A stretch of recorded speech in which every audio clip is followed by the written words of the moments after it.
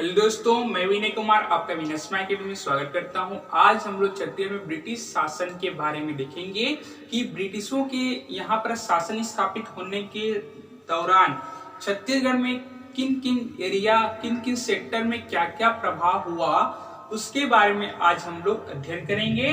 तो बात किया जाए ब्रिटिशों के बारे में, ठीक है।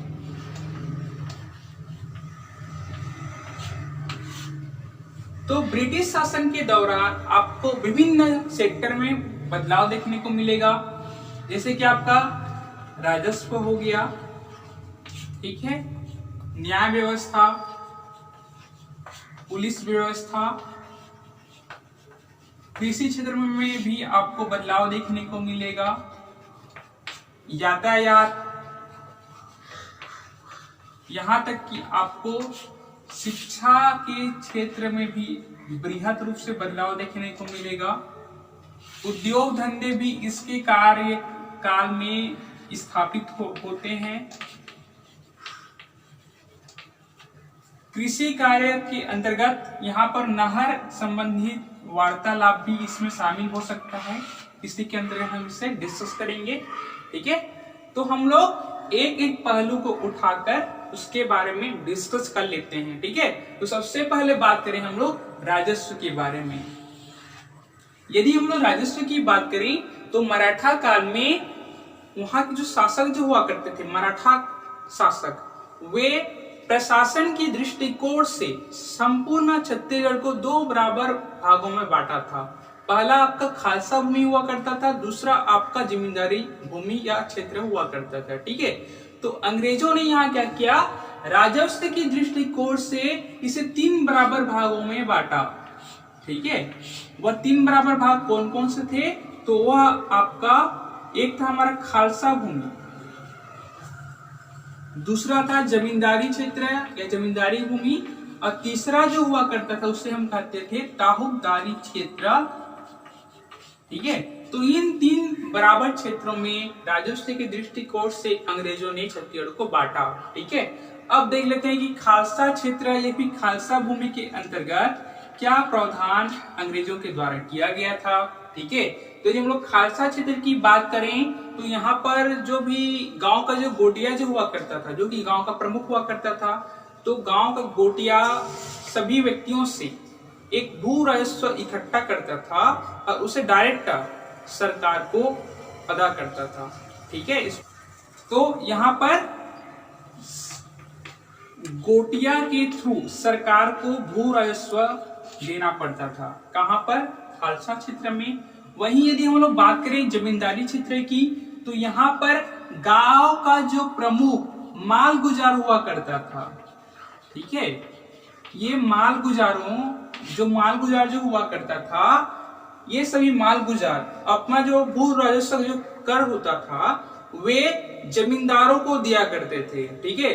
और जमींदार निर्धारित भू राजस्व के तहत ही जो भी राशि हुआ करती थी उसे वह सरकार को अदा करते थे, ठीक है। अर्थात माल गुजार देगा आपका, जमींदार को देगा, और जमींदार जितना भी निर्धारित भू राजस्व कर हुआ करता था वह उसे सरकार को देगा, ठीक है। तो ये आपके जमींदारी क्षेत्र की तहत कही गई बातें थी। वहीं यदि हम लोग बात करें, एक नया क्षेत्र था जिसे नाम दिया गया ताहुकदारी क्षेत्र, ठीक है। इसमें क्या किया जाता था कि क्षेत्र ऐसा भी हुआ करते थे जिसकी भूमि अनुपजाऊ हुआ करती थी, अर्थात उसमें उपज न के बराबर हुआ करती थी, जिसे हम लोग पट्टी भूमि के नाम से भी जानते हैं, ठीक है। तो इस प्रकार की भूमि जो अनुपजाऊ हुआ करती थी, ठीक है, उसको किसी व्यक्ति को दे दिया जाता था और वह अपने बल पर, अपने पैसे के बल पर उसे कृषि कार्य करने लायक वह भूमि में तब्दील कार्य करता था, ठीक है। तो इस तरह से यहाँ पर ताहुकदारी पद्धति अपनाई गई, ठीक है। लेकिन लोग बात करें जो ताहुकदारी जो पद्धति थी, देखा जाए तो आपका जब ब्रिटिश संरक्षण अधीन मराठा शासक काल चल रहा था, मराठा काल की बात कर रहा हूं मैं, तब वहां पर एक सैंडिस साहब ने कार्यभार संभाला था। तब उन्होंने दो नए ताहुकदारी का स्थापना किया था, जिसमें से आपका लोरमी हो गया और दूसरा हो गया आपका तरेंगा, ठीक है।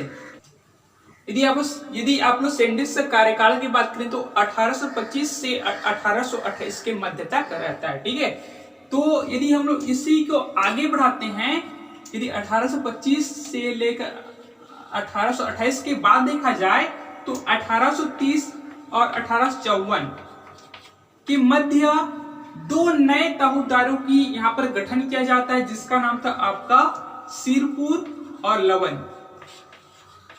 ठीक है, अब देखा जाए तो 1854 जब छत्तीसगढ़ में ब्रिटिश साम्राज्य स्थापित होता है, उसके पश्चात छत्तीसगढ़ के पहले डिप्टी कमिश्नर चार्ल्स इलियट के द्वारा 3 नए तहसीलदारी क्षेत्र का निर्माण किया जाता है। वह 3 कौन कौन सा था? तो वह आपका देखा जाए तो सिहावा, खल्लारी और संजारी। ठीक है, तो ये 3 क्षेत्र हुआ करते थे, जिसका गठन या स्थापना आपके छत्तीसगढ़ के पहले डिप्टी कमिश्नर डीसी साहब कौन थे? तो आपका चार्ल्स इलियट के द्वारा ही इसका गठन किया गया। ठीक है, तो इन सब फैक्ट्स को आपको ध्यान देना है। और तहसीलदारी प्रथा क्या थी, है ना, ये प्रणाली क्या थी, इसको भी आपको ध्यान देना है, क्योंकि क्वेश्चन पूछा जा सकता है कि तहसीलदारी प्रथा या फिर पद्धति क्या थी, इसके बारे में लिखिए। तो आपको बताना है कि अनुपजाई वाली भूमि को कृषि कार्य भूमि में तब्दील करने के लिए किसी व्यक्ति को यह क्षेत्र दिया जाता था। ठीक है, तो यह हमारी तहसीलदारी प्रथा या पद्धति थी। ठीक है, ओके। अब देखिए यहाँ पर वही यदि हम बात करें राजस्व के क्षेत्र में, तो यहाँ पर आपको जो मेन जो राजस्व कर जो हुआ करता था, किससे अत्यधिक मात्रा में राजस्व की प्राप्ति हुआ करती थी, तो वह आपका भूमि राजस्व कर हुआ करता था। ठीक है, भूमि राजस्व कर के द्वारा ही ब्रिटिश साम्राज्य को सबसे अत्यधिक मात्रा में राजस्व की प्राप्ति हुआ करती थी। इसको आपको ध्यान देना है।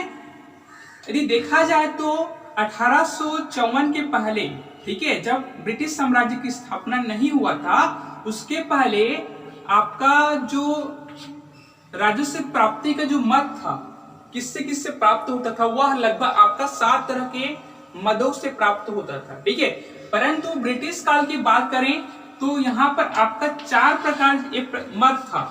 ठीक है, जहां से राजस्व की प्राप्ति हुआ करती थी, तो वह कौन कौन सा था? तो देखा जाए तो आपका पहला जो हो गया भूमि राजस्व कर। ठीक है, वही देखा जाए तो सायर, जो कि आपका आयात निर्यात कर हुआ करता था। अगला की बात करें तो हम लोग आबकारी कर, जो कि आपका मादक द्रव्यों पर लगाया जाता था। अगले की बात करें तो पंडरी, ठीक है, जो गैर कृषि कार्यों के लिए लगाया जाता था। तो यह ब्रिटिश शासन काल में इस प्रकार के 4 मद हुआ करते थे, जिससे सरकार को राजस्व की प्राप्ति हुआ करती थी। ठीक है, इसको आपको ध्यान देना है। यदि बात किया जाए तो सबसे अत्यधिक मात्रा में राजस्व की प्राप्ति किस मद से प्राप्त होती थी, तो वह आपका था भूमि राजस्व। ठीक है, वही यदि हम लोग बात करें कि सबसे दूसरा नंबर पर राजस्व की प्राप्ति किस सेक्टर से हुआ करती थी, तो वह आपका सायर से हुआ करती थी। ठीक है, वही तीसरी की यदि हम लोग बात करें तो वह आपका आबकारी से प्राप्त कर्ज हुआ करती थी, वह तीसरी सबसे बड़ी राजस्व की स्रोत हुआ करती थी। और लास्ट में आपका पंडरी आता है। ठीक है, जो कि सबसे अत्यधिक मात्रा में राजस्व की प्राप्ति नहीं देती थी। ठीक है, मतलब इन तीनों की अपेक्षा यहाँ पर राजस्व की प्राप्ति कम देखने को मिलेगी आपको। ठीक है, तो इस प्रकार से 4 मद से ब्रिटिश साम्राज्य को राजस्व की प्राप्ति हुआ करती थी। इसको आपको ध्यान देना है, क्रम भी आपसे पूछा जा सकता है। ठीक है, ओके। वहीं यदि हम लोग बात करें तो राजस्व संबंधी बहुत सारे ऐसे केस हुआ करते थे, जिससे कि विवाद की स्थिति भी बन जाता था। ठीक है, तो विवादों को निपटारा करने के लिए एक नियमावली का निर्माण किया गया, जिसका नाम दिया गया दस्तूर उल अमल। ठीक है, तो इसको आपको ध्यान देना है, दस्तूर उल अमल, यह नाम दिया गया। ठीक है, तो यह भी आपके राजस्व क्षेत्र के अंतर्गत ही आ जाएगा। अब हम लोग आगे सेक्टर की बात करें तो क्या क्या परिवर्तन आपको देखने को मिलेगा। तो यदि हम लोग बात करें कि न्याय क्षेत्र में व्यवस्था कैसी थी, तो आपको पता है कि मराठा शासन काल में ऐसे किसी भी प्रकार की न्याय व्यवस्था आपको देखने को नहीं मिल पाएगी जिससे कि सभी व्यक्ति को समान रूप से न्याय मिल सके। ठीक है, बहुत सारे अधिकारी हुआ करते थे तो लोगों को कंफ्यूजन थी कि हमारी जो फरियाद है वो कौन सुनेगा। ठीक है, मतलब लोग स्वयं ही कंफ्यूजन थे कि हम हमारी न्याय कौन करेगा। ठीक है, वो आपको और आप पिछले वीडियो में ये सब पढ़ चुके हैं। ठीक है, तो जो न्याय का जो संदर्भ की बात करें ब्रिटिश शासनकाल में, तो यहाँ पर किसी अन्य पद का निर्माण तो नहीं किया गया, परंतु जो जिले का प्रमुख जो हुआ करता था, जो कि आपका डीसी हुआ करता था, ठीक है, इसे हम डिप्टी कमिश्नर के नाम से जानते थे, तो उसे ही यहाँ पर न्याय संबंधी बातों को, विवादों को सुलझाने का यहाँ पर काम दिया जाता है। ठीक है, जो कि आपका फौजदारी के साथ साथ दीवानी मामलों के लिए भी यहाँ पर यह काम करता था।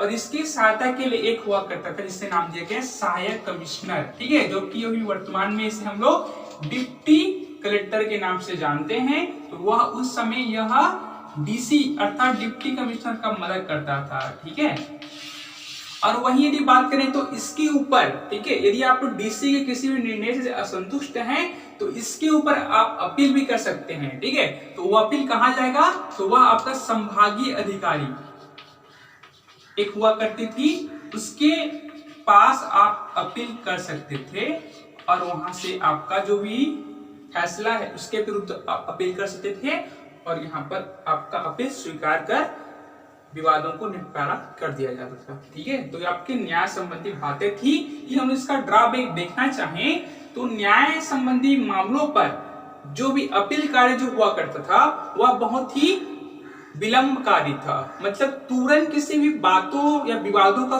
निपटारा नहीं हो पाता था। ठीक है, मतलब बहुत ही आपको लेट लटेपी वाला काम आपको देखने को मिलेगा। ठीक है, तो ये था आपका न्याय संबंधित बातें। ठीक है, वहीं यदि हम पुलिस क्षेत्र की बात करें तो यहाँ पर क्या व्यवस्था किया गया था, तो इसकी बात यदि किया जाए तो 1858 में, ठीक है, पहला तो पुलिस मैनुअल की स्थापना किया गया। ठीक है, आपको पता है कि मराठा शासनकाल में किसी भी प्रकार का ये सब की पद नहीं था।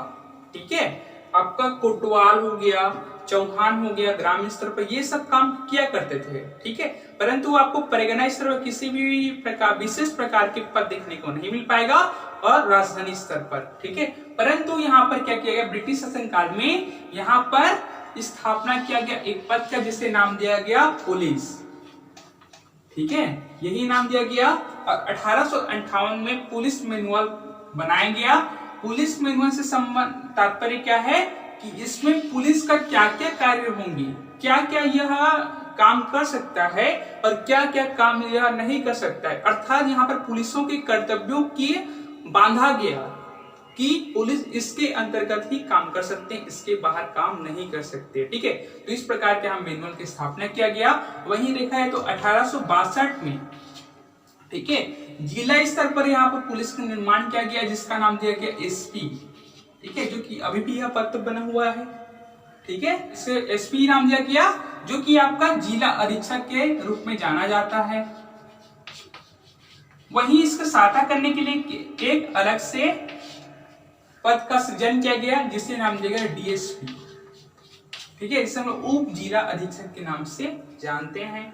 तो इस प्रकार के यहाँ पर कार्यवाही किया गया है ना, पद का सृजन किया गया। इसके साथ साथ यहाँ पर पुलिस कार्यवाही, पुलिस व्यवस्था के साथ साथ जेल व्यवस्था में भी काफी सुधार किया गया।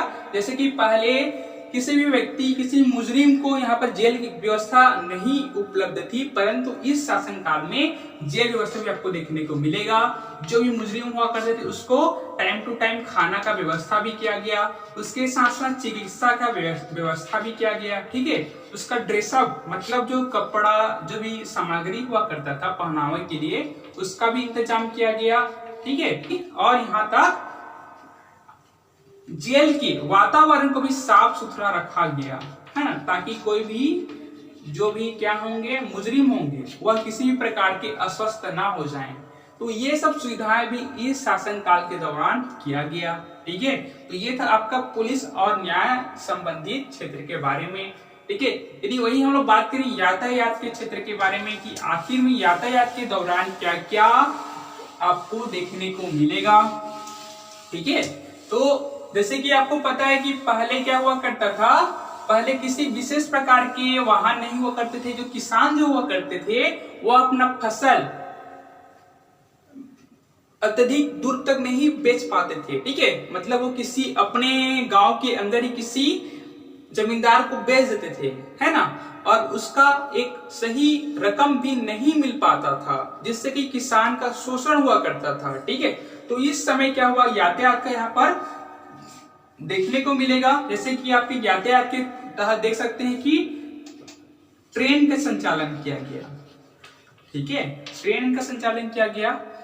तो जिससे कि जो ब्रिटिश सरकार था वह ट्रेन के माध्यम से बहुत सारे काम कर सकते थे। जैसे कि कहीं पर अकाल पड़ा हुआ होगा तो वह अकाल पीड़ितों के लिए सहायता सामग्री उपलब्ध करा सकते थे, या कहीं पर दंगा झगड़ा हो रहा है तो इसका भी निपटारा आसानी से किया जा सकता था, ठीक है। या फिर कहीं कहीं पर राहत सामग्री पहुंचाना होगा, है ना, जैसे कहीं पर सूखा आ गया, अकाल वाली समस्या आप बोल सकते हैं।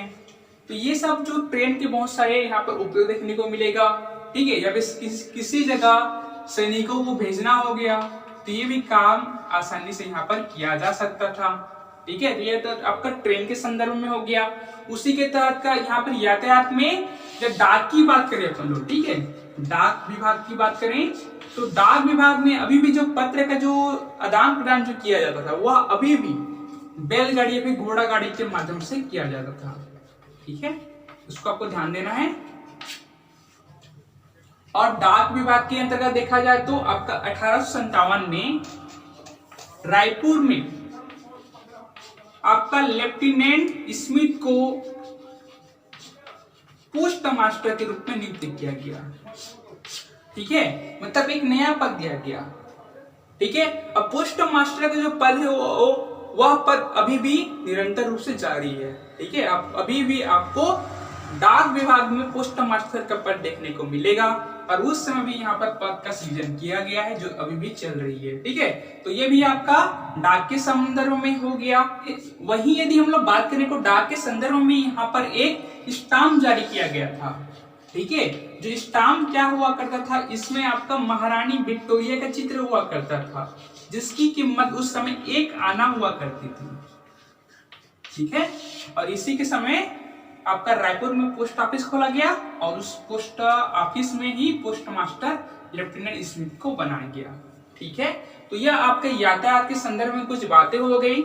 यातायात के संदर्भ में देखा जाए तो यहाँ पर एक और फैक्ट ले सकते हैं कि 1854 में पृथक लोक कार्य विभाग की स्थापना किया गया, है ना। और यह जो विभाग था इसका काम क्या था कि कृषि क्षेत्र के लिए या फिर लोगों को सहूलियत देने के उद्देश्य से ही सड़कों का निर्माण किया जाए, सड़कों का मरम्मत किया जाए, ये सब इसके उद्देश्य थे, ताकि लोगों को किसी प्रकार का प्रॉब्लम का सामना ना करना पड़े, ठीक है।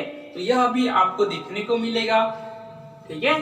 यदि हम लोग यही बात करें सड़कों के निर्माण के संदर्भ में तो आपका 1862 में क्या हुआ था, एक ग्रेट ईस्टर्न मार्ग का भी यहाँ पर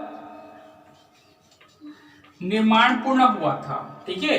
और जो हमारा मार्ग था, सड़क मार्ग, यह आपका नागपुर से ही प्रारंभ हुआ करता था, ठीक है। तो ये हमारे यातायात के संदर्भ में कुछ बातें हो गई। वही यदि हम लोग बात करें कृषि के क्षेत्र में तो जैसे कि आपको पता है कि अभी वर्तमान में भी छत्तीसगढ़ में 70% से अधिक लोग कृषि पर भी निर्भर हैं, ठीक है। तो यह आंकड़ा अभी ही नहीं बल्कि प्राचीन काल अर्थात ब्रिटिश काल में भी यह आंकड़ा इसी तरह हुआ करता था, ठीक है। मतलब बहुत सारे लोग कृषि पर भी निर्भर हुआ करते थे, ठीक है। परंतु यहाँ पर ब्रिटिश काल में क्या हुआ, कृषि क्षेत्र को प्रोत्साहन देने के उद्देश्य से ही नागपुर में एक कृषि महाविद्यालय का स्थापना किया गया। कहाँ किया गया, आपका नागपुर में, इसको आपको ध्यान देना है। इसी के साथ साथ छत्तीसगढ़ के रायपुर में भी बीज प्रयोगशाला का स्थापना किया गया, ताकि लोगों को जो बीज है उसका यहाँ पर लैब में उसका परीक्षण किया जा सके, उनको फायदेमंद हो सके, जिसका भी स्थापना कृषि के क्षेत्र में किया गया। कृषि क्षेत्र के अंतर्गत ही खेतों को उचित मात्रा में, उस समय मराठा काल में सिंचाई का प्रबंध नहीं था, तो ब्रिटिश शासन काल में किसानों को खेतों में सिंचाई करने के लिए उचित मात्रा में नहरों का निर्माण किया गया। ठीक है, नहर का निर्माण किया गया। जैसे कि एग्जाम्पल में आप ले सकते हैं कि 1915 में आपका रुद्री टीका, ठीक है, बांध बनाएंगे, आपको पता ही होगा। ठीक है, इसी के साथ साथ आप ले सकते हैं कि 1923 में माडम सिल्ली जलाशय बनाया गया। ठीक है, इसे वर्तमान में हम लोग अभी किस नाम से जानते हैं? ये भूपेश बघेल सरकार के द्वारा क्या नाम रखा गया है? छोटेलाल श्रीवास्तव बांध। ठीक है, तो इस तरह से यहाँ पर कार्य किया गया। इसके साथ साथ आप ले सकते हैं कि 1920 में खुड़िया बांध का भी निर्माण किया गया, जो कि आपका मनियारी नदी पर बना हुआ है। ठीक है, वहीं 1930 के समय खूटाघाट बांध का निर्माण किया गया, जो कि आपका खारंग नदी पर बना हुआ है। ठीक है, ये सब आपको पता ही होगा। तो इस समय यहाँ पर देखा जाए तो ब्रिटिश शासन काल के दौरान ही ये नहर का निर्माण किया गया, ताकि किसानों को सिंचाई का एक उपयुक्त साधन मिल सके। ठीक है, तो इसी उद्देश्य के साथ ये सब कार्य ब्रिटिश शासन काल में किया गया है। ठीक है, ओके। वही यदि हम लोग बात करें शिक्षा के क्षेत्र में क्या क्या अभूतपूर्व उपलब्धि हमको देखने को मिला है, तो बात करें शिक्षा के क्षेत्र में, तो सबसे पहले देखा जाए तो 1910 में क्या हुआ था? स्वतंत्र शिक्षा विभाग की स्थापना किया गया था। ठीक है, ये हमारा शिक्षा के क्षेत्र में बहुत ही महत्वपूर्ण उपलब्धि है। इसके साथ साथ ये 1910 की बात है। यदि हम इसके पहले की बात करें तो क्या काम किया गया था? तो 1893 में रायपुर में क्या किया गया था? राजकुमार कॉलेज की स्थापना किया गया था।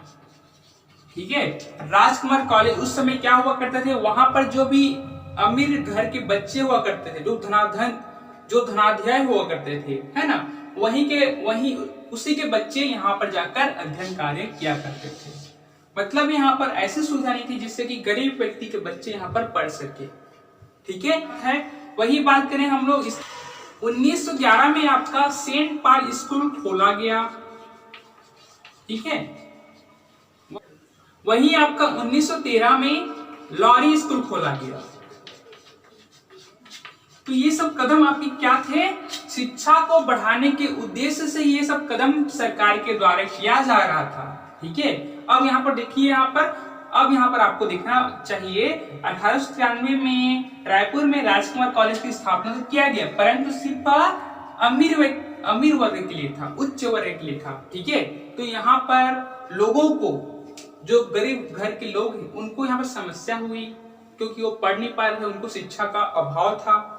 ठीक है, हालांकि जो बच्चे कैपेबल थे, जो सक्षम थे, अमीर अभिजात वर्ग थे, ठीक है, वे उस समय नागपुर में 1923 में क्या हुआ था? विश्वविद्यालय का गठन किया गया था।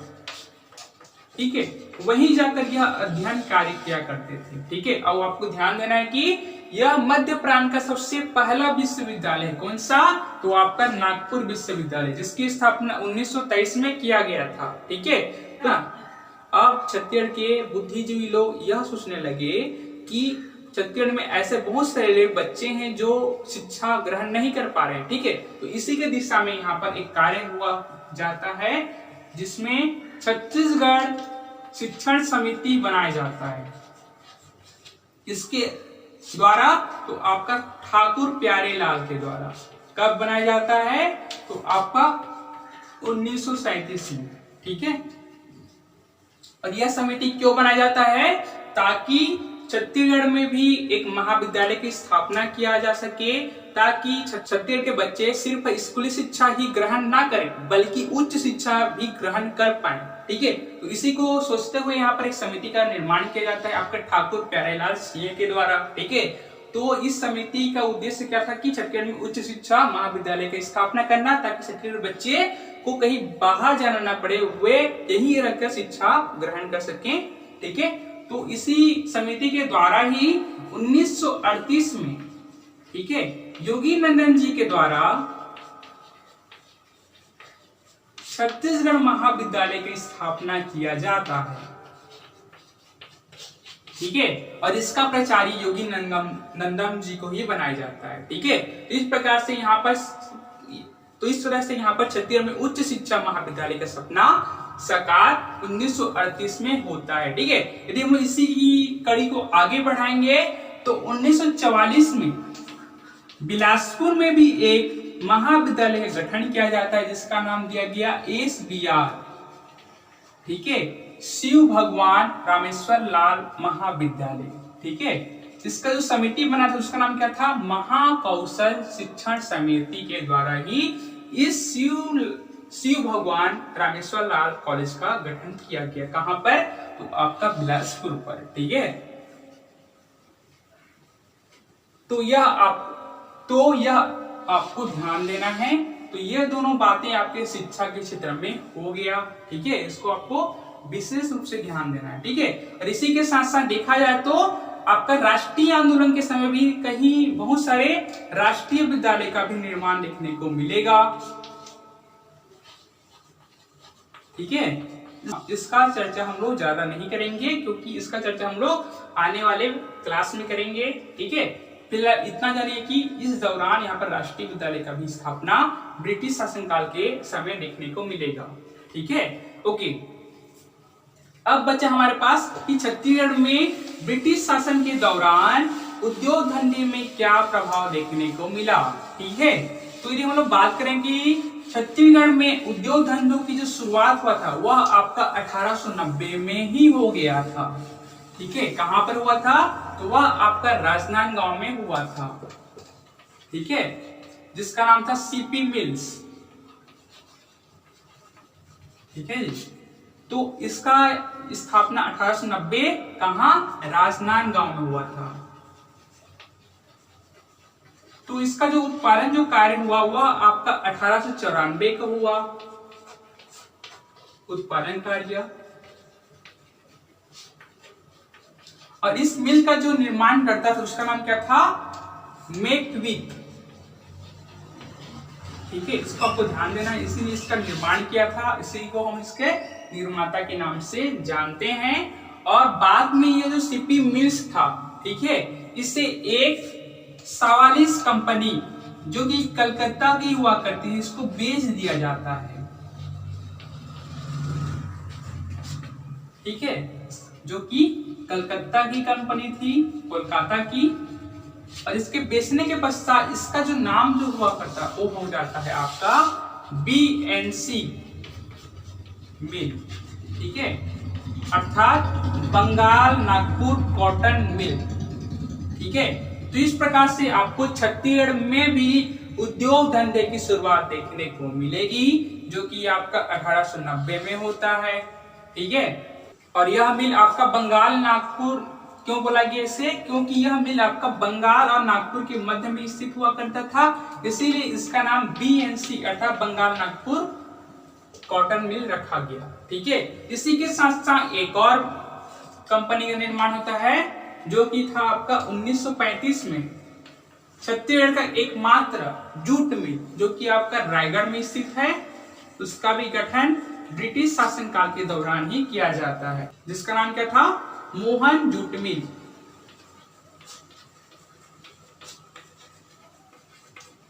ठीक है, तो इस प्रकार से छत्तीसगढ़ में उद्योग धंधे यहाँ पर ब्रिटिश शासनकाल के दौरान स्थापित किए जाते हैं, जिससे कि ब्रिटिश लोग जो थे वे छत्तीसगढ़ के संसाधनों का भरपूर रूप से प्रयोग किए और अपना लाभार्जन भी किए।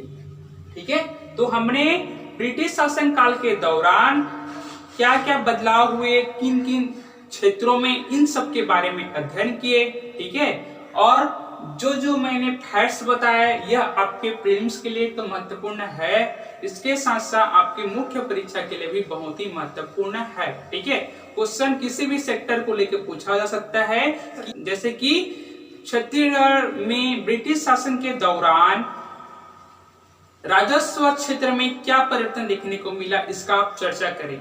ठीक है, तो ये सब इस टाइप के क्वेश्चन आपसे पूछे जा सकते हैं, है ना।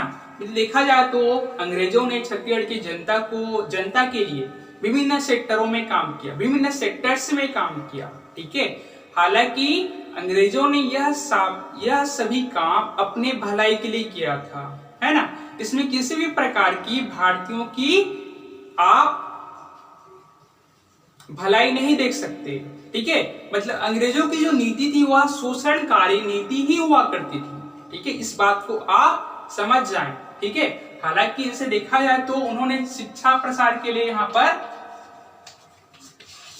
विद्यालय की स्थापना किया, महाविद्यालय की स्थापना किया।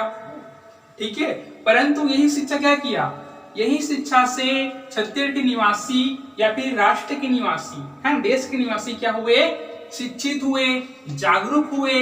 इन्हीं के द्वारा पता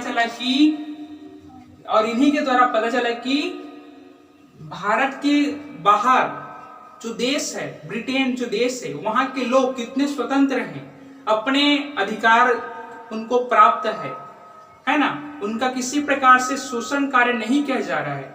इन सब के बारे में शिक्षा के माध्यम से एक प्रकार की अलग जगी, जिसके कारण भारतीय जागरूक हुए और जागरूक होने के परिणाम स्वरूप ही यहाँ पर शिक्षा के माध्यम से ही यहाँ की जनता ने ब्रिटिशों का क्या किया, विरोध किया। ठीक है, तो इस प्रकार से आप इसके प्रभाव को भी बता सकते हैं। ठीक है, क्वेश्चन इस तरह से पूछा सकता है कि छत्तीसगढ़ में ब्रिटिश शासन के दौरान शिक्षा में हुए परिवर्तन के कारण छत्तीसगढ़ के जनता राष्ट्रीय आंदोलन से किस प्रकार जागृत हुए। ठीक है, वर्णन कीजिए। तो इस तरह क्वेश्चन के लिए भी आप रेडी रहिए। ठीक है, तो आज के लिए इतना ही। अगले वीडियो में हम लोग एक नया टॉपिक लेकर आपके सामने आऊंगा। तो यदि आप चैनल पर नए होंगे तो चैनल को जरूर सब्सक्राइब कीजिएगा और बेल आइकन दबाना ना भूलें, ताकि मैं जैसे ही वीडियो अपलोड करूं तो आपको सूचना प्राप्त हो सके। तो आज के लिए इतना ही। बहुत बहुत थैंक यू।